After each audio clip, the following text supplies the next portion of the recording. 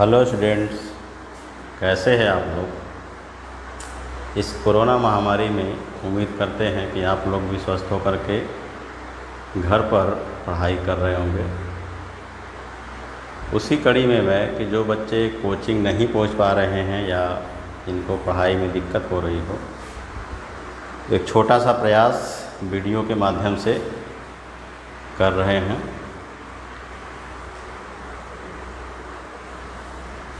जिसमें आज हम लोग चैप्टर फर्स्ट में एक लास्ट टॉपिक है 3 डोमेन ऑफ लाइफ, जीवन के 3 प्रक्षेत्र। जीवन के 3 प्रक्षेत्र।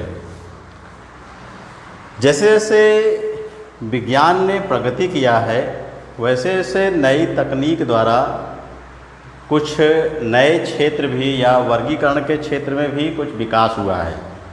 उसी विकास के आधार पर कार्ल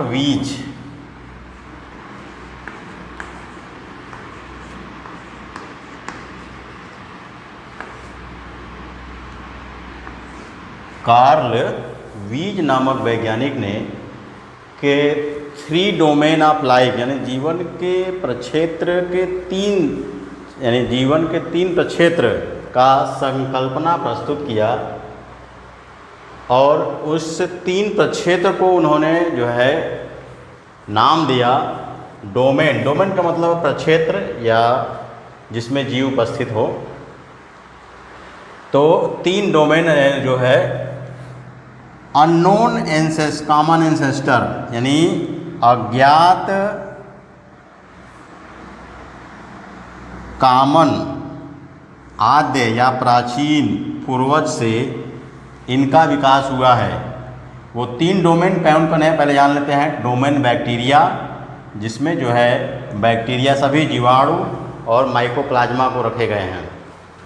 फिर डोमेन आर्किया, जिसमें रखे गए हैं आर्की बैक्टीरिया।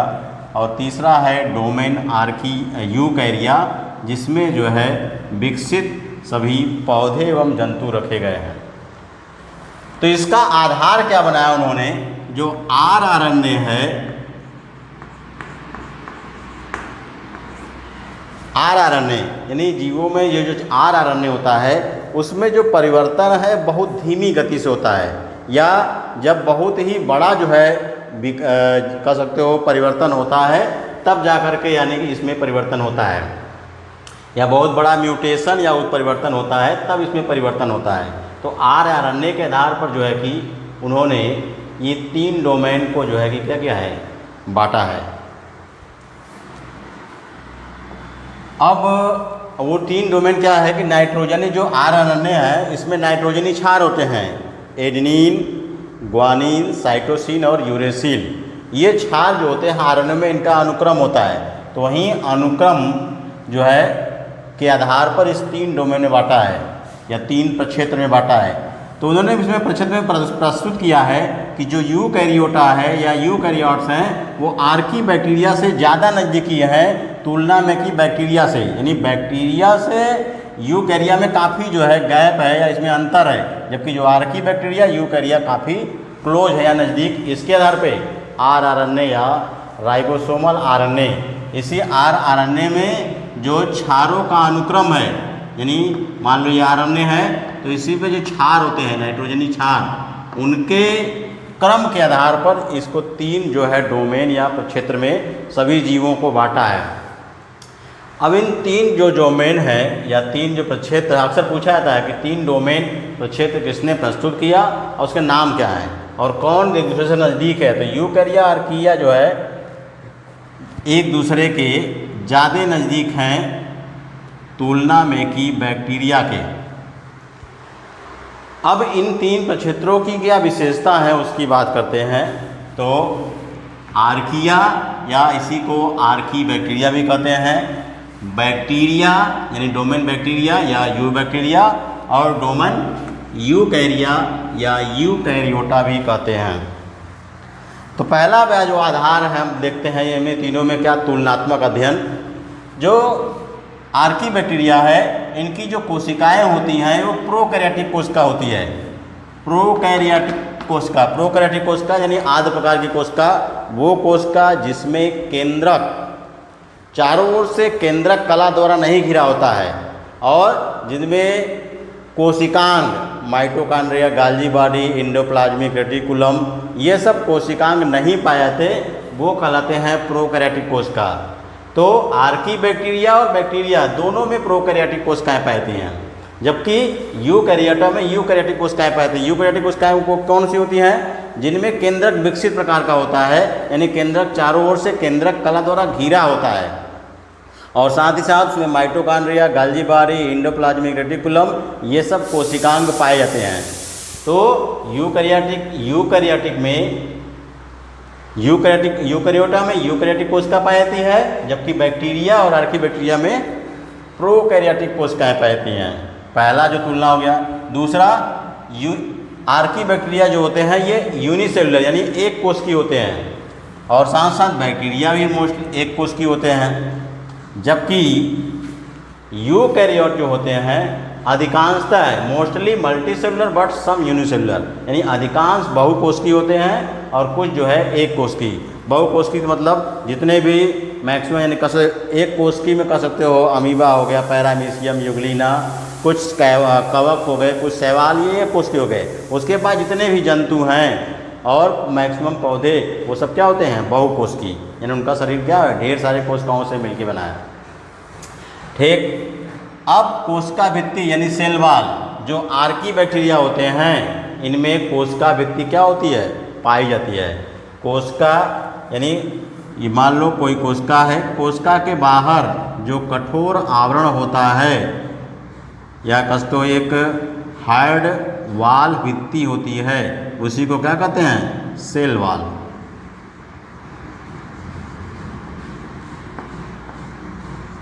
जो सेल वॉल है वो आर्की बैक्टीरिया में और यू बैक्टीरिया या बैक्टीरिया दोनों में उपस्थित होता है, लेकिन जो यूकैरियोटा होता है, सेल वॉल जो है present in someone and absent in someone।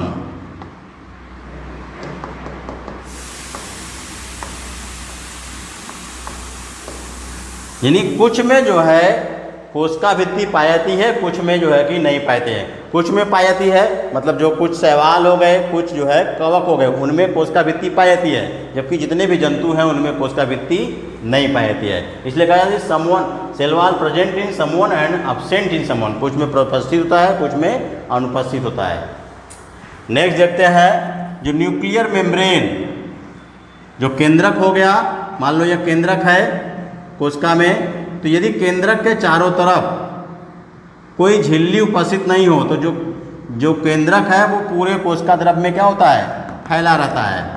तो जो आर्की बैक्टीरिया और यू बैक्टीरिया होते हैं या बैक्टीरिया डोमेन है, इन दोनों में केंद्रक के चारों तरफ कोई झिल्ली या केंद्रक कला नहीं पाया जाता, जबकि यूकैरियोटिक में न्यूक्लियर मेम्ब्रेन पाया जाता है या न्यूक्लियर मेम्ब्रेन प्रेजेंट होता है। इसलिए विकसित प्रकार की कोशिकाएं होती है, इसलिए यू कहा था। यू का मतलब होता है डेवलप या विकसित। फिर आते हैं राइबोसोम, जो आर्की बैक्टीरिया और यू बैक्टीरिया दोनों में जो राइबोसोम होता है वो 70S प्रकार का होता है। यस यहाँ पर स्वेडबर्ग यूनिट है या स्वेडबर्ग की इकाई है, इसके बारे में विस्तार से आगे हम लोग कोशिका वाले चैप्टर में पढ़ेंगे। तो राइबोसोम जो होता है वो आर्की बैक्टीरिया और यू बैक्टीरिया दोनों में 70S प्रकार का होता है, जबकि यूकैरियोट में दोनों 70S और 80S दोनों प्रकार का उपस्थित होता है। एक केमिकल होता है विशेष प्रकार का पेप्टाइडोग्लाइकॉन्स, ये आर्की बैक्टीरिया में जो है एब्सेंट होता है, जबकि बैक्टीरिया में प्रेजेंट होता है। और यूकैरियोटा में पेप्टाइडोग्लाइकॉन्स एब्सेंट होते हैं। फिर जो सातवां है, आर्की बैक्टीरिया पे कोई भी एंटीबॉडी का कोई प्रभाव नहीं पड़ता, जबकि जो बैक्टीरिया होते हैं वो एंटीबॉडी के प्रति संवेदनशील होते हैं। एंटीबॉडी के प्रति संवेदनशील होते हैं, तो बैक्टीरिया एंटीबॉडी के प्रति संवेदनशील होते हैं, जबकि यूकैरियोट पे एंटीबॉडी का कोई इफेक्ट नहीं पड़ता। एंटीबॉडी क्या होते हैं? माइक्रो ऑर्गेनिज्म या सूक्ष्म जीवों द्वारा कुछ रासायनिक पदार्थ जो है शरीर से बाहर निकाले जाते हैं, जो दूसरे सूक्ष्म जीवों को क्या करते हैं, वृद्धि को रोक देते हैं या मार देते हैं, उन्हें कहते हैं एंटीबॉडी या प्रतिजैविक।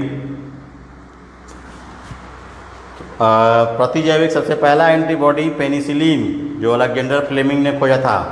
तो ये मेन जो है डिफरेंस है या कस्तो तुलनात्मक अध्ययन है आर्कीबैक्टीरिया। एग्जाम्पल देख लेते हैं। आर्कीबैक्टीरिया में जो एग्जाम्पल हैं, हैलोफाइल्स, यानी ये ऐसे स्थानों पर आते हैं जहाँ पर नमक या कह सकते हो साल्ट का कंसंट्रेशन बहुत अधिक होता है। इसी तरह ऐसे बैक्टीरिया, आर्कीबैक्टीरिया हैं जहाँ पे मेथेन गैस होती है या जब मिट्टी में वहाँ पे उपस्थित होते हैं या वहाँ पाए जाते हैं।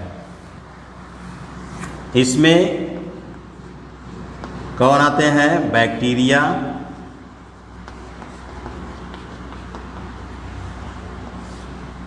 माइकोप्लाज्मा,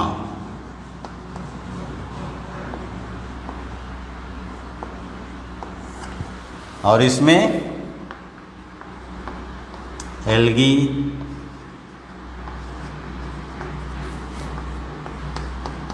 फंजाई, ऑल एनिमल्स,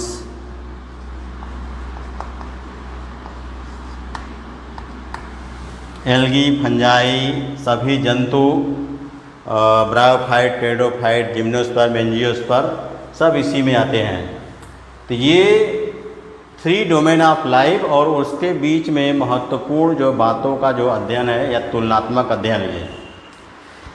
इसी चैप्टर में एक छोटा सा जो